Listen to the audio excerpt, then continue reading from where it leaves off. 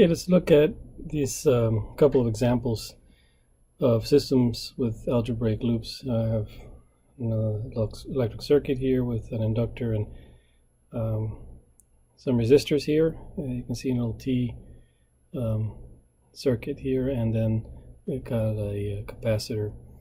And again, this is a little practice problem just to show you how the algebraic loop will pop up. You put a little effort source in from this voltage source. Now there's one junction. I want to apply causality such that at least one of the flows is specified, and since we have no other sources, we can assign integral causality on this I element, which represents the inductor, and that now will indicate the flow on into the one, so the rest of the bonds indicate effort. And now I'm indicating flow into the zero, so I'm free to move to other points in the graph where I can look for energy storage elements. And of course I see this C element where I can give integral causality there.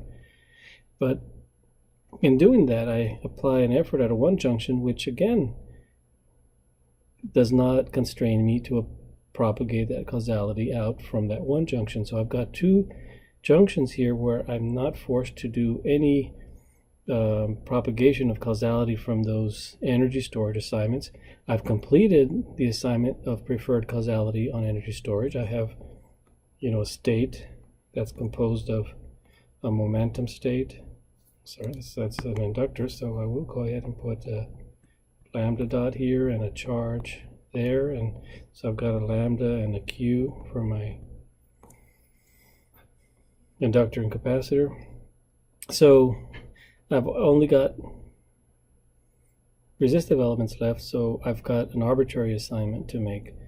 What I'm going to do is allow this, let's say this resistor here, to specify an effort. Okay, that's just completely arbitrary on my part. Now that resistor here, what represents this resistor there, is telling me what is the effort on that zero junction, but because it was an arbitrary assignment here, I have an algebraic loop indicated, right? And I've done one arbitrary assignment, but once I've done that, now the causality is complete. So I've only got one algebraic loop. I expect one algebraic equation, okay? Now, what is the consequence? Well, it means that I'm going to have to do some extra manipulation, and I'm going to see a loop in my equations, and I'm going to show that shortly. First, let's finish annotating this graph. I'm going to go ahead and number these as 1, 2, 3, 4, 5, 6, 7, and 8. So now, I can use numbers on these bonds. I can indicate voltages and currents with the numbers. I'm not going to fully annotate it, but this is 7 and this is 2. So I'm going to go ahead and call that L2 and maybe this C7. But this state here, that's lambda 2, that's Q7. So the state equations that I need to look for, right, are going to be first the state for lambda 2, right? And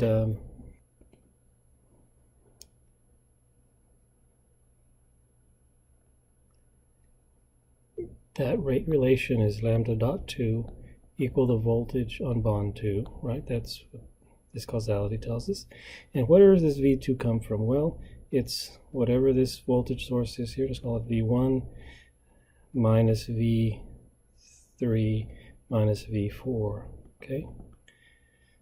So V2 is V1, which is a source, minus V3 minus V4. Now V3 is going to be easy. Well, V1 is the easiest because that's just the source, but V3 is just equal to R3, that's a linear resistor here, times I3.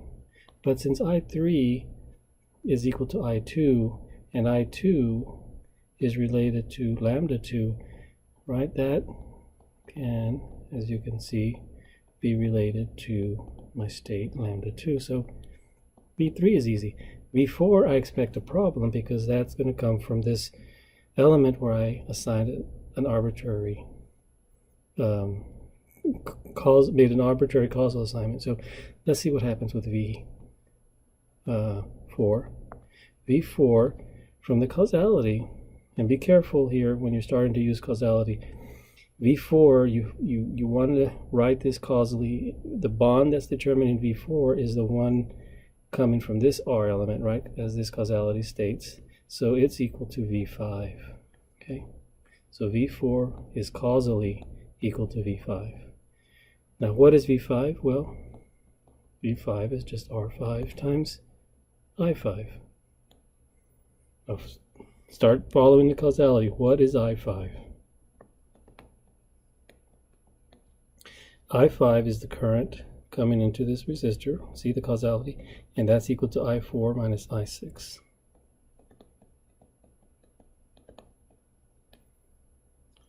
I4 is easy, right? I4 is just equal to I2, which I know is, let me not do that. I2 is basically just lambda 2 over L2. So that's nice.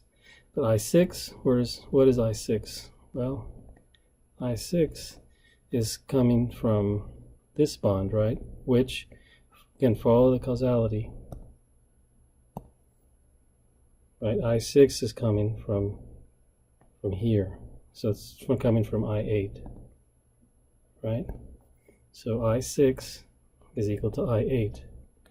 If you can start using causality this way to guide your algebra, and I can assure you it'll save you lots of steps.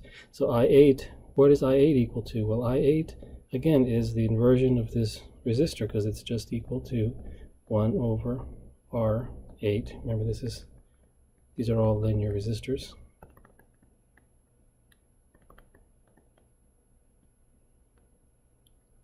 Times what? V8. All right, well, I need V8. Where does V8 come from? And here's where you hopefully can, if you're looking ahead, you can see what is V8. Well, V8 is equal to the voltage coming into this bond, which is what? V6 minus V7. What is V7? V7 is the voltage on this capacitor, which is 1 over C7 times Q7. Nice. V6 is equal to V5. But V5, and I'm going to do this in green. V5 is kind of where we started, isn't it? So V4 then, that's your loop.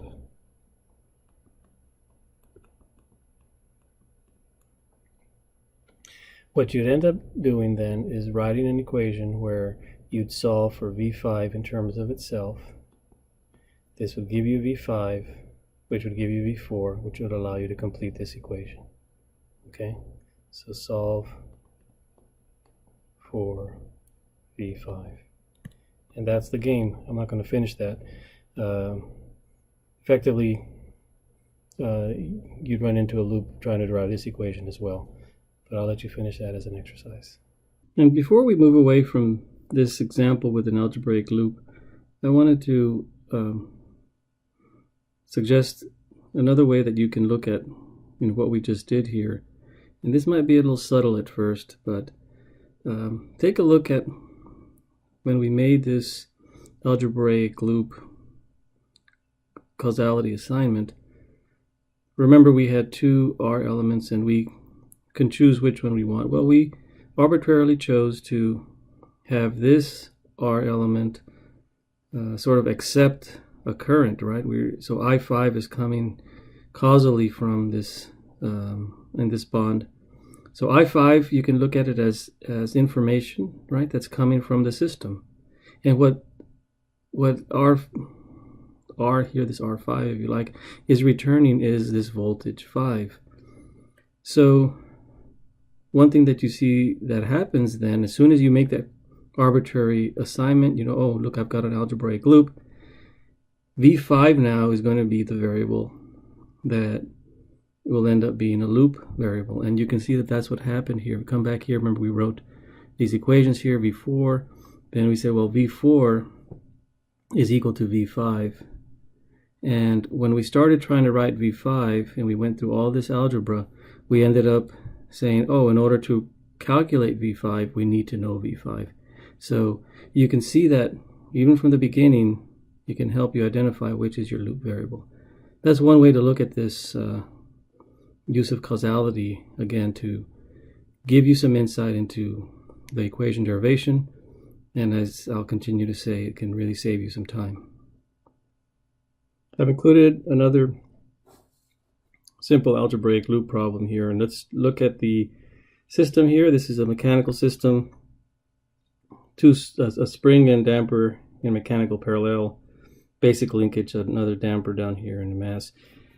And here is your bond graph. Hope you can see this one junction here is modeling the fact that these two elements have the same velocity, and that velocity at this point here, right? Sorry, I'm gonna change.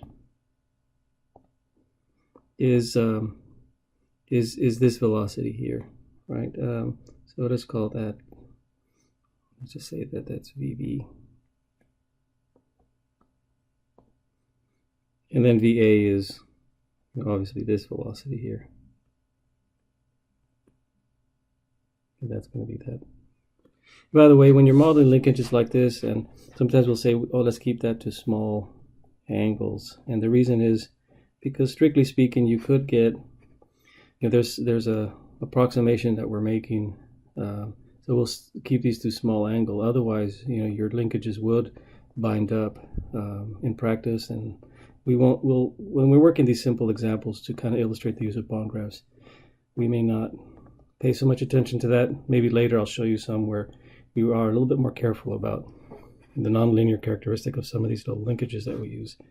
Now, so that's the transformer here. And then the fact that you've got this mass with some velocity here, you know, that velocity on that mass is going to be different from VA, and it's because you're going across this, you can see here's this velocity of this mass, because this damper is going to have a difference velocity, right? You have some velocity take up here to generate a force. Okay, so again, I'm very quickly showing you how that bond graph is constructed. I expect that you'll go through these and convince yourself that this is the bond graph for this system. So now to supply causality, this is the only source, so I'm going to apply the effort source coming in from this f of t. I have two energy storage elements, so possibly a second order system.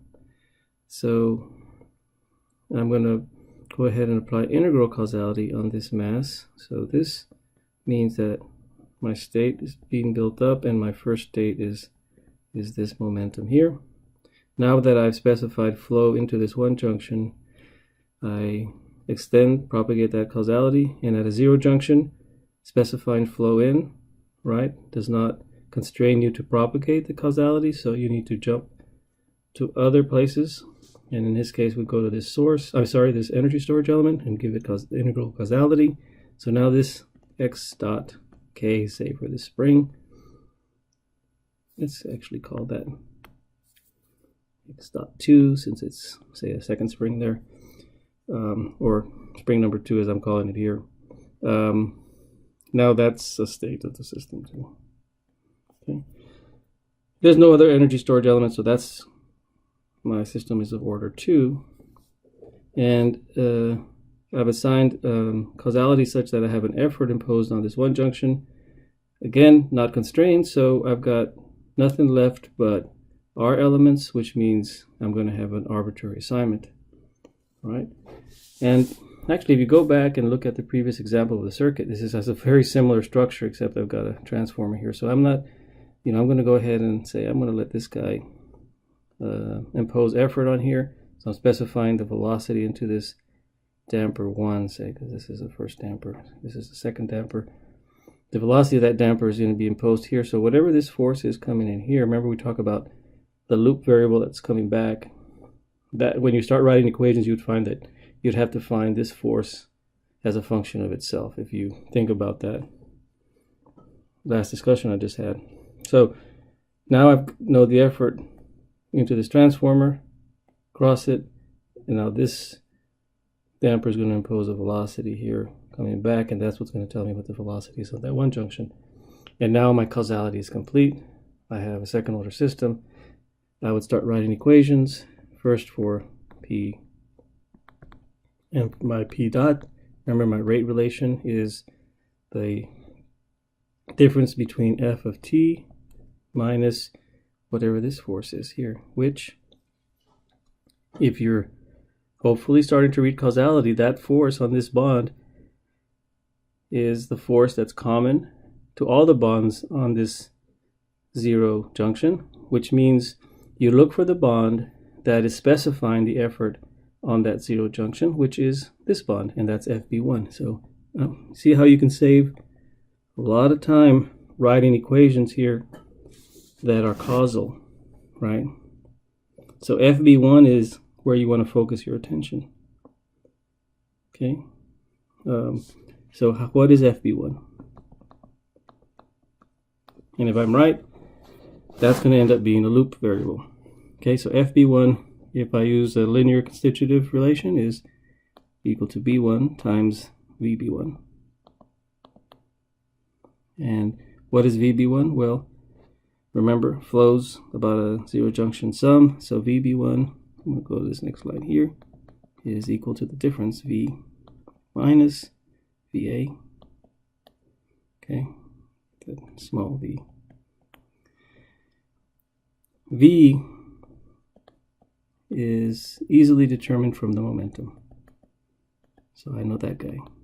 VA has to come across, as you can see, causally. Right? The flow is coming across the transformer. So VA is coming from VB. Right? Sorry, the transformer. And so I don't have a transformer relation yet, but I'm going to go ahead and just say I'm going to define it as M times VB. Okay, we can figure out what M would be later. Okay, it'd be obviously related to a ratio of those lengths rather. And so I know I need to get VB. So what is VB? Again, read the causality. VB is possibly any of these flows, but it's causally coming from this guy here. So again, actually I had said I was using red before, so VB is VB2 is coming there into here. Okay, so VB is M times VB2. Right? So now I need to know VB2. What is VB2? That is the you have to invert this. If this is if this is a linear constitutive relation, it's 1 over B2 times the force FB2, which is this force.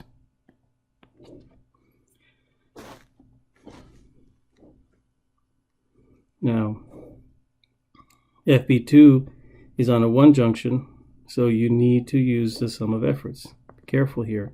FB2 is equal to this force minus force K2, right? So it's equal to FB minus FK2. This guy is easy. That's just K2 times X2 is known as a function of state. FB is coming from across the transformer, and I hope you can see it by now, that FB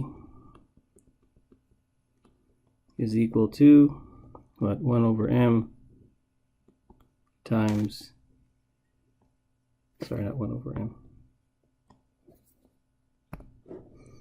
Okay, we haven't gone through the detail of finding what is m, so let's just do that really quickly. So we know that FA times VA, right, has to equal to FB times VB, and that means that FB has to equal to what? VA over VB times, sorry, FB.